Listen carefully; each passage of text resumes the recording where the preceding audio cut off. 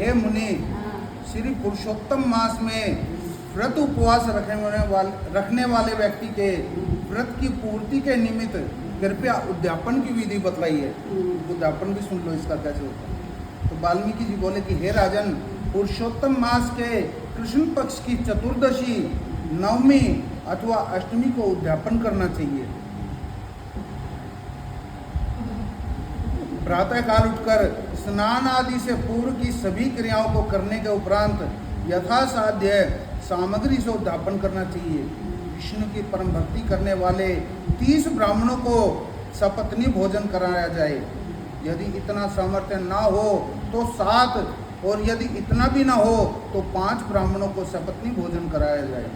ब्राह्मणों को निमंत्रित कर मन से भोजन करा दिया जाए और मध्याह्न काल में 1 द्रोण अथवा इसके आधे अथवा चौथाई भाग जितने ही सामर्थ्य हो उतनी ही संख्या लेकर के धान्य मिला करके सर्वतोभद्र बना करके उसके चारों ओर यथा सामर्थ्य स्वर्ण, रजत, तांबा अथवा मिट्टी के छिद्र रहित निर्मल 4 कलश मंडल स्थापित किए जाएं। चारों दिशाओं में पुरुषोत्तम भगवान के चतुर्व्यूह की प्रीति निमित्त उन कलशों पर श्रीफल रख दिए जाएं जो सुंदर वस्त्रों में लिपटे हुए हों और उन पर पान रख दिए जाने चाहिए। वासुदेव, हलधर, प्रद्युम्न एवं अनिरुद्ध इन चारों व्यूहों की 4 मूर्तियां उन कलशों पर प्रतिष्ठित कर दी जाएं।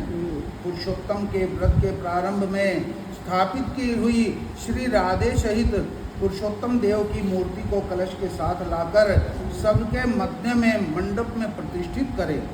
मतलब मंडप बनाकर उसमें चारों तरफ 4 घड़े रखे और बीच में एक और रखा जाएगा, मतलब 5 कलश रखे जाएं।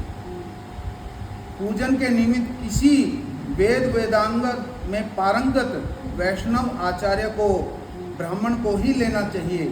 जप निमित्त 4 ब्राह्मणों को दो वस्त्र एवं मुद्रिका दी जानी चाहिए।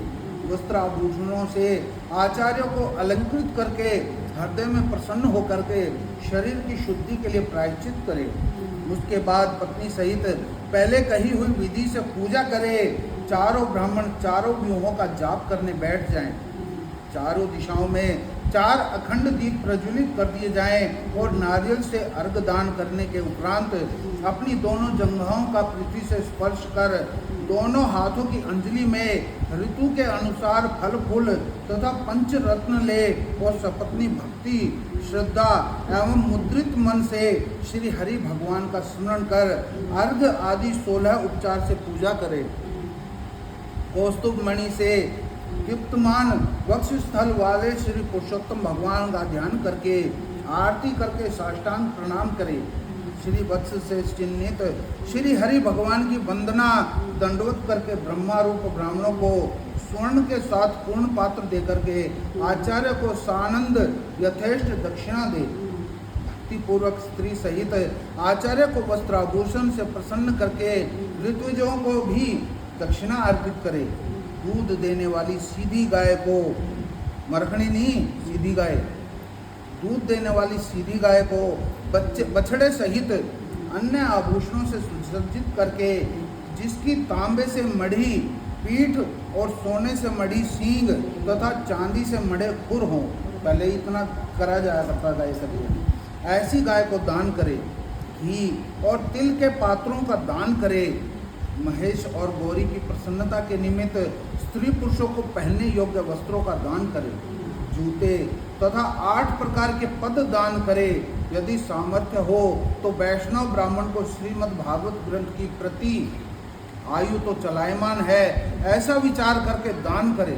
श्रीमद् भागवत गीता मतलब किताब, श्रीमद् भागवत साक्षात भगवान का अद्भुत रूप है। जो व्यक्ति इसे दान करता है वह अपने कोटि कुलों का उद्धार करके योगी जनों को दुर्लभ गोलोक में पुष्पक विमान पर चढ़कर वास करता है तथा अप्सराएं उसकी सेवा करती हैं। सहस्त्र कन्याओं के दान, 100 अश्वमेध यज्ञ, कृषि योग्य भूमि तथा तुलादान करना भी श्रीमद् भागवत गीता के ग्रंथ के दान की 16वीं कला की समानता नहीं रखते हैं। इसी से जहाँ तक संभव हो सके स्वर्ण सिंहासन पर वस्त्र आभूषणों से सुसज्जित करके उनके हाथों में लड्डू देने चाहिए। उनकी पत्नियों को विधान पूर्वक वस्त्र आभूषण से अलंकृत करके उन्हें बांस की टोकरी दे और द्वार तक ब्राह्मणों के साथ जाकर के मंत्रहीनम क्रियाहीनम विधिहीनम ऐसा मंत्र का उच्चारण करते हुए पुरुषोत्तम भगवान से क्षमा मांगे। यस्य स्मृतियेति मंत्र से जनार्दन भगवान को नमस्कार करके विधि पूर्वक संपूर्ण कार्य समाप्त कर आनंदित हुए। सबको समान भाव से प्रसाद वितरित करके असत्य न बोलने की प्रतिज्ञा करते हुए सपरिवार भोजन करे। पूर्णिमा की रात्रि को जागरण करे और स्वर्ण के बने राधा कृष्ण की पूजा कर अंत में पत्नी सहित व्रती मनुष्य भगवान पुरुषोत्तम को राधिका सहित नमस्कार करे। व्रत के करने से जन्म जन्म के कलेश विपत्ति और दारिद्र्य का नाश होता है।